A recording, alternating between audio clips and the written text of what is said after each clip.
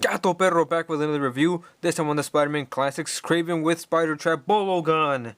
Before I get started, I would just like to apologize for not posting a video within the last week, only because I have started work on the next stop motion, and that might happen a lot more frequently if I can get enough time to do the reviews and work on the stop motion as well. So just so you guys know, it's not just because I want to stop making videos, it's because I'm working on the next animation. So there you go.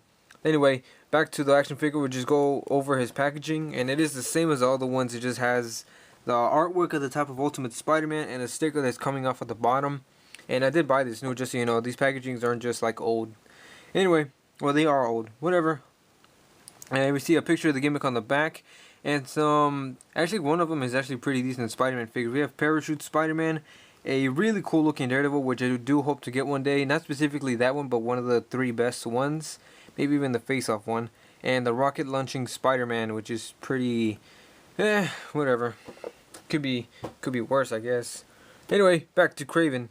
So this figure is absolutely great. I found them at a comic book store on my brother's birthday, actually, which is really lucky because the day before that, on Christmas, we had gotten a bunch of other Spider-Man classics which you have seen before, including the Scorpion and some other ones that which will get to review later.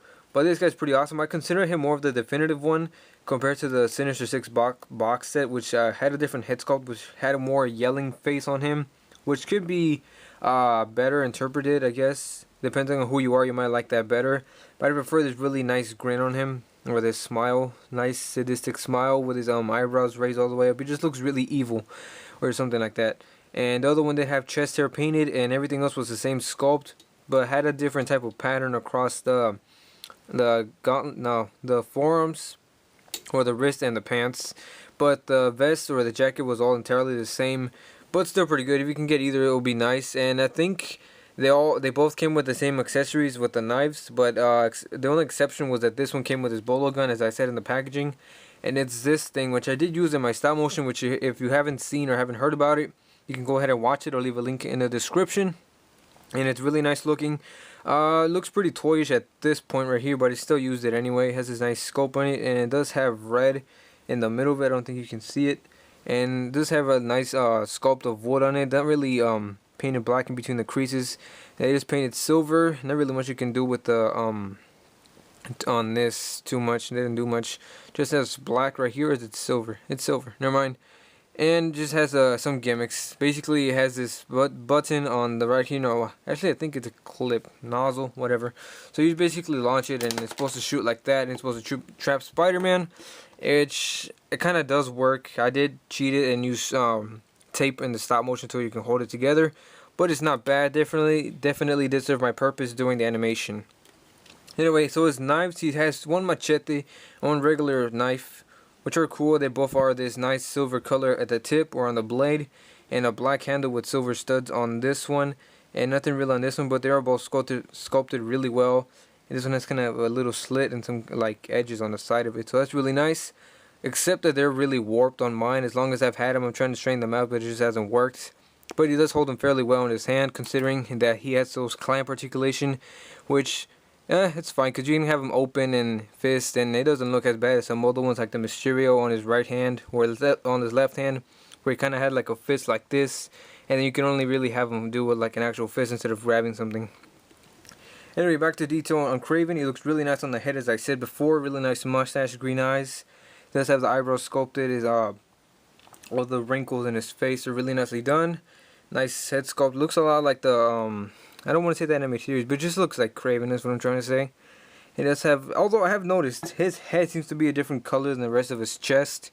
Like all the arms in his chest are more tan than his head. That could just be a paint flaw from all the years or something like that. Who knows?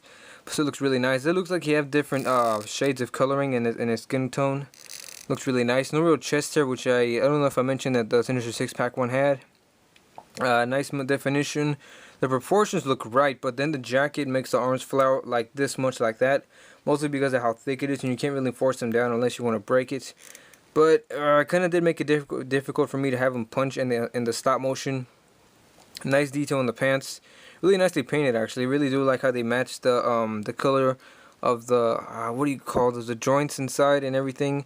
except on the boots it gets down right here, and it's just got different color, but not too bad. Doesn't really distract me from it.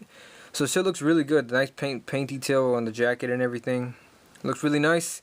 And now for articulation, his head only goes up that much and down, not really much. You can kind of pivot it side to side and move, rotate.